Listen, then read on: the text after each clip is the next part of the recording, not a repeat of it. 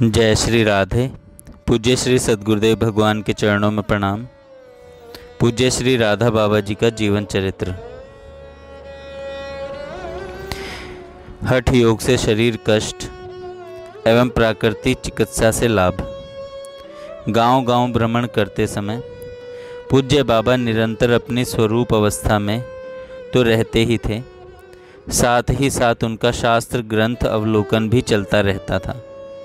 एक दिन उन्हें एक अधकचरे योगी मिल गए। वे अपने को नेति धोती आदि हठ योग की क्रियाओं में निष्णात मानते थे और उन्होंने पूज्य बाबा से कहा कि गुदा मार्ग से जल को अपान वायु द्वारा ऊर्ध्व करके ऊपर चढ़ाने की क्रिया करने से वीर्य स्वतः ऊर्ध्व हो जाता है और चित्त वृत्ति बाल वृत्ति को सहज ही प्राप्त हो जाती है। ये योगी गुरु बाद में पूज्य बाबा के पास 1951 में गोरखपुर भी आए थे। पूज्य बाबा ने तो उनको बहुत ही आदर दिया था। इन्हीं के संरक्षण में पूज्य बाबा ने कुछ काल योगाभ्यास किया। हठ योग की यह साधना जटिल थी। इससे अपान वायु गलत नाड़ी में प्रवेश कर गई। वे अधकचरे योगी पूरी क्रिया जानते तो थे नहीं, अतः इसके निवारण का कोई उपाय बता नहीं सके। पूज्य बाबा के प्राणों पर बनाई स्थिति ऐसी गंभीर हो गई कि मानो कुछ ही क्षणों में शरीरांत हो जाएगा। किसी को कुछ भी सूझ नहीं रहा था कि क्या उपचार किया जाए। यह कष्ट किसी भी व्याधि का परिणाम तो था नहीं। थोड़ी देर पश्चात वायु प्रकोप स्वतः कुछ कम हुआ तो कष्ट कम हो गया, परंतु वह मात्र कुछ कम ही हुआ था, सर्वथा समाप्त नहीं। पूज्य बाबा के साथ श्री भवानी शंकर जी तो रहते ही थे। उन्होंने पूज्य बाबा से बिना पूछे ही चुपचाप पूज्य बाबा के बड़े भाई श्री तारा दत्त जी को पत्र द्वारा सूचना दे दी। घर से श्री तारा दत्त जी पूज्य बाबा के पास पहुंच गए। उन्होंने अपने गांव चलने के लिए आग्रह किया। गांव पर जाने के लिए पूज्य बाबा तनिक भी राजी नहीं हुए। पूज्य बाबा ने कहा, यदि जाना ही है तो मैं कलकत्ते जाना चाहूँगा। श्री तारा दत्त जी ने रेल से यात्रा करने के लिए कलकत्ते की टिकट कटा दी। पूज्य बाबा पैसेंजर ट्रेन से कलकत्ता गए। श्री तारा दत्त जी ने कलकत्ते सूचना तार द्वारा करवा दी थी, अतः कई स्वजन स्टेशन पर आ गए थे। उन दिनों कलकत्ता में सुप्रसिद्ध प्राकृतिक चिकित्सक थे श्री ब्रह्म स्वरूप जी श्रोत्रिय।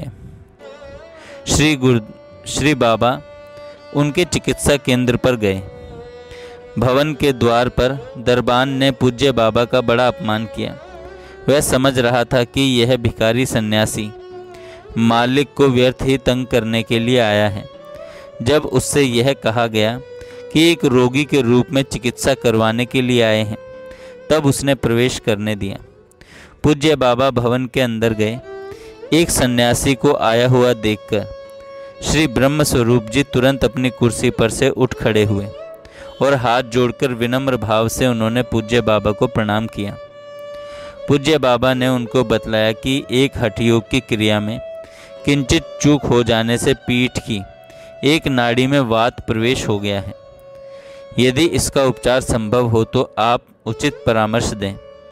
श्री ब्रह्म स्वरूप जी ने पूर्ण आश्वासन दिया तथा उन्होंने प्राकृतिक चिकित्सा विधि से उपचार आरंभ कर दिया। उन्होंने न तो चिकित्सा शुल्क लिया और न ही उपचार व्यय। उन्होंने बड़े सम्मान पूर्वक पूज्य बाबा की चिकित्सा की।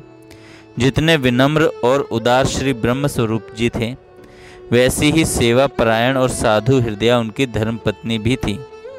उसने करबद्ध होकर पूज्य बाबा से प्रार्थना की, स्वामी जी, घर पर भिक्षा किए बिना जाने नहीं दूंगी।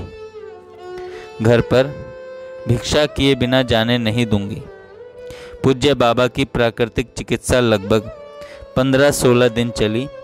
इससे उन्हें बहुत ही लाभ हुआ। चिकित्सा का क्रम पूर्ण हो जाने के बाद भी पूज्य बाबा उनके पास आते जाते रहे।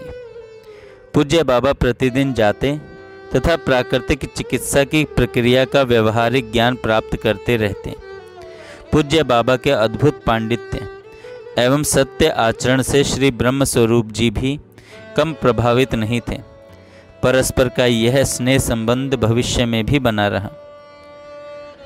पुलिस सन्यासी वेश में। सन्यास ले चुकने के बाद भी पुलिस ने पूज्य बाबा का पीछा नहीं छोड़ा। कलकत्ते के पुलिस विभाग ने पहचान लिया तथा पता लगा लिया कि सन्यासी वेश में यह युवक क्रांतिकारी चक्रधर मिश्र ही है। उनको संदेह था कि सन्यासी जीवन स्वीकार करना भी इसके षड्यंत्र का एक अंग हो सकता है। फिर पुलिस का एक गुप्तचर भी सन्यासी वेश में पूज्य बाबा के पीछे लगा रहा। उन दिनों पूज्य बाबा प्रायः संस्कृत भाषा में ही बोला करते थे। पूज्य बाबा को क्या पता कि वह एक गुप्तचर है। वह सन्यासी वेशधारी गुप्तचर पूज्य बाबा के ही साथ रहता। वे उस सन्यासी गुप्तचर को अपने साथ साथ भिक्षा कराने लगे। वह कई दिन तक उनके साथ रहा। उसकी आध्यात्मिक उन्नति नहीं देखकर उनको बहुत ही विस्मय होता था। अतः उन्होंने उससे कहा, महाराज, मेरे साथ रहने से आपकी भिक्षा की व्यवस्था तो हो जाती है, परंतु आपकी पारमार्थिक उन्नति के लक्षण दिखाई नहीं देते।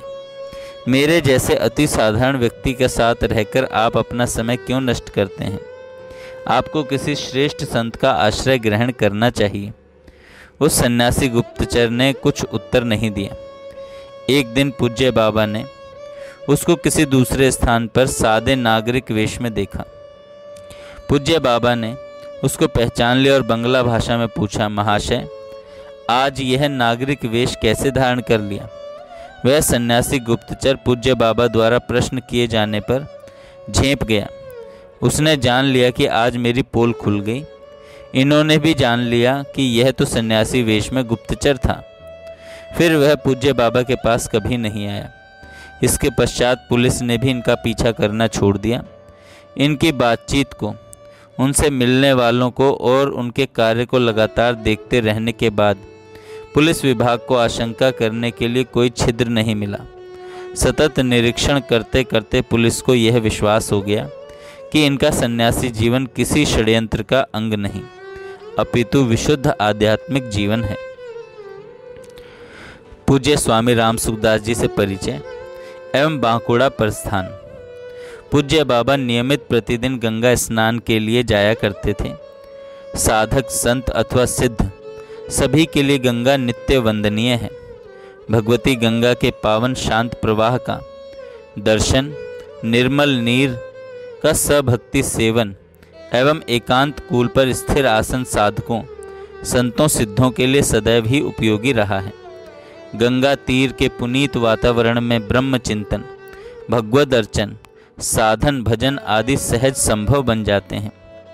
जब पूज्य बाबा गंगा स्नान के लिए जाते थे तो किसी अचिंत्य विधान से सदा ही उन्हें ऐसे श्रेष्ठ संत अथवा साधु, विचारक, पंडित अथवा विरक्त सन्यासी मिलते थे और इनसे पर्याप्त समय तक सच्चर्चा हुआ करती थी। चर्चा के विषय मुख्यतः रहते थे श्रीमद् भगवद गीता के प्रधान प्रतिपाद्य सिद्धांत, त्रिगुणातीत संतों के जीवन प्रसंग, सिद्ध महापुरुषों की जीवनचर्या एवं श्री शंकराचार्य जी का अद्वैत तत्व।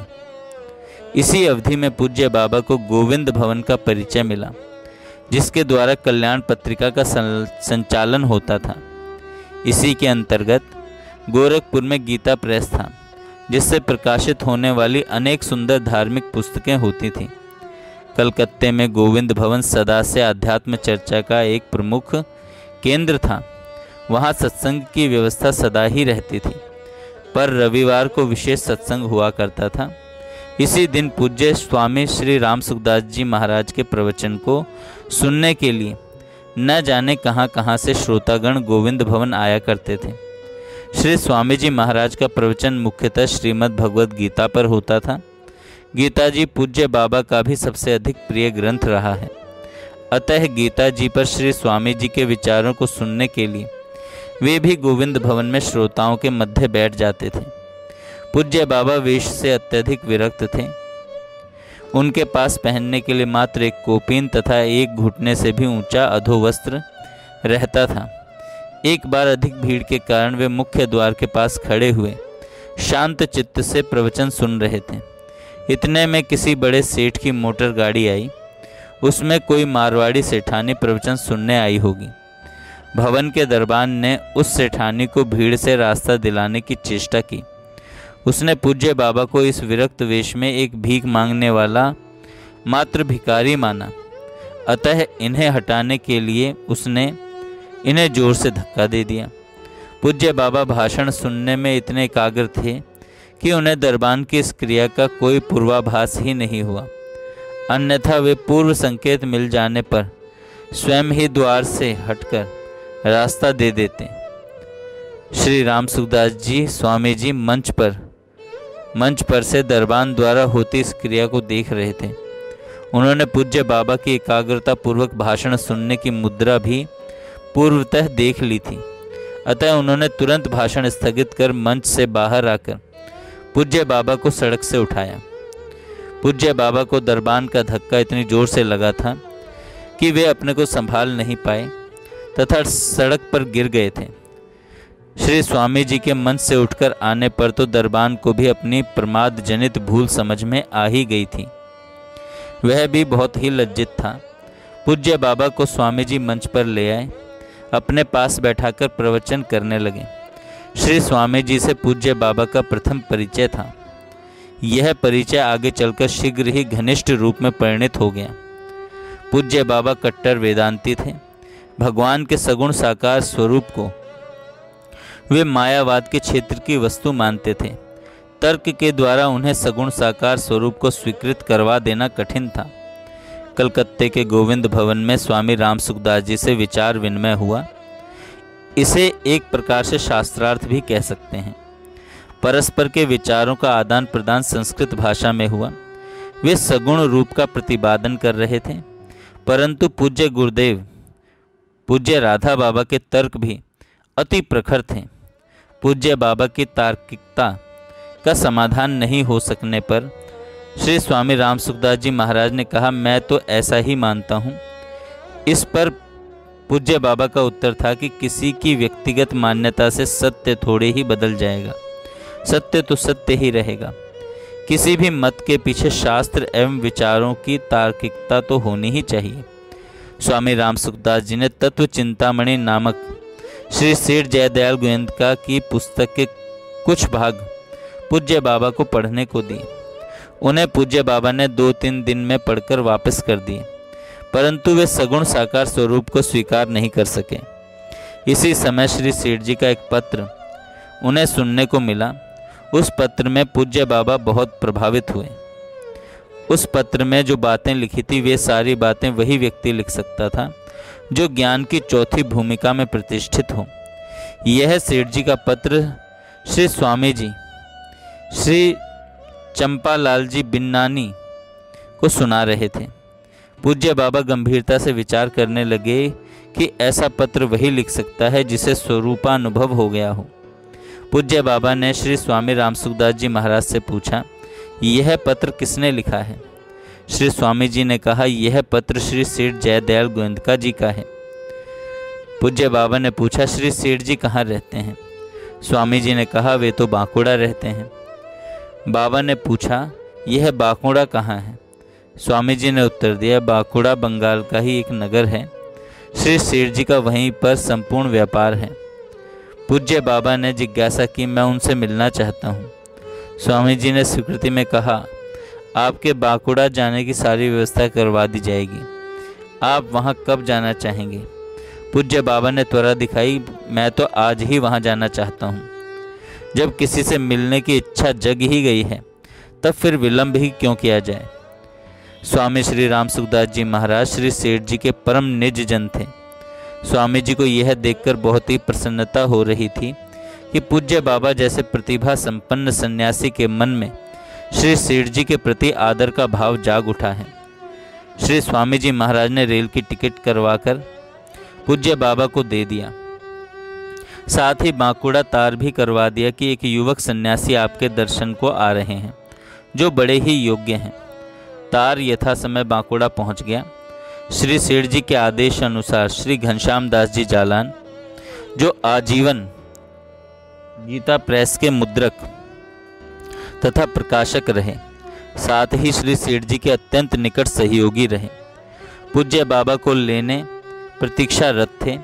पूज्य बाबा ने श्री सेठ जी के घर ही भिक्षा की एवं तब सेठ जी से उनकी एकांतिक चर्चा हुई। श्री सेठ जी कभी भी अपने बारे में अधिक नहीं बताया करते थे। बहुत ही अंतरंग लोगों के सन्मुख गूढ़ सत्संग में उनके मुख से अपने बारे में भले ही कुछ निकला हो, वे स्वयं को बहुत ही सुगुप्त रखते थे। ऐसे संगोपन प्रिय सेठ जी ने मिलते ही पूज्य बाबा के सन्मुख अपनी स्वरूप स्थिति की बात खोलकर बता दी। किसी अज्ञात प्रेरणा से सेठ जी ने पूज्य बाबा की उस जिज्ञासा का स्वतः समाधान कर दिया। पूज्य बाबा तो यही चाहते थे कि वस्तुतः उस पत्र के लेखक को स्वरूपानुभूति हो गई है, यह बात उन्हें निश्चय हो जाए। अपने अनुमान को सही पाकर पूज्य बाबा को बड़ी ही प्रसन्नता हुई। श्री गोयनका जी के सन्मुख गुरुदेव नतमस्तक थे। पूज्य बाबा नतमस्तक थे। अब भगवत तत्व पर परस्पर में विचार विनिमय होने लगा। पूज्य बाबा शांकर मतानुयायी थे और अद्वैत साधना के अनुसार जो पूर्णता की स्थिति होती है उसमें ही उनकी प्रतिष्ठा थी। अनंत सत्य ज्ञान आनंदमय ब्रह्म से सदा एकात्मता की अनुभूति के फल स्वरूप पूज्य बाबा को यह अनुभव होता रहता था कि जगत न था, न है और न ही होगा। यह जगत तो स्वप्नतः पूर्णतः मिथ्या ही है।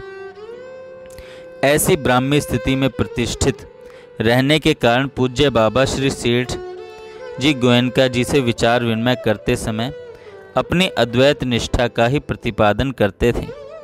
ब्रह्म सत्य जगत मिथ्या महावाक्य के अनुसार पूज्य बाबा की स्थापना यही थी कि एकमात्र अद्वैत ब्रह्म ही सत्य है। ब्रह्म के अतिरिक्त अन्य किसी की सत्ता है ही नहीं। जीव ब्रह्म ही है और संपूर्ण जगत स्वप्नवत मिथ्या है। जीवन की मुक्ति का एकमात्र उपाय आत्मज्ञान है। ईश्वर का सगुण साकार स्वरूप और उनकी भक्ति सर्वथा माया राज्य की वस्तु है। परम तत्व के साक्षात्कार का एकमात्र साधन ज्ञान योग है। श्री सेठ जी की मान्यता इससे भिन्न थी। श्री सेठ जी की आत्यांतिक निष्ठा तो ईश्वर के निर्गुण निराकार ब्रह्म स्वरूप में ही थी। वे मानते थे कि जिस प्रकार बिंदु सिंधु में मिलकर सिंधु से अभेद रूप में एकाकार हो जाता है, उसी प्रकार जीव का परम प्राप्तव्य निर्गुण निराकार सच्चिदानंद घन ब्रह्म में अभेद रूप से मिलकर एक हो जाना ही है। परंतु इसके साथ ही श्री सेठ जी की आस्था ईश्वर के सगुण साकार स्वरूप में भी थी। श्री सेठ जी की मान्यता के अनुसार जीव सगुण साकार ईश्वर की भक्ति के द्वारा भगवत साक्षात्कार करके भी परम पद को प्राप्त कर सकता था। श्री सेठ जी की मान्यता का आधार था श्रीमद् भगवद गीता के 3 अध्याय का 3 श्लोक। जय श्री राधे। आगे का है पार्ट हम कल सुनेंगे।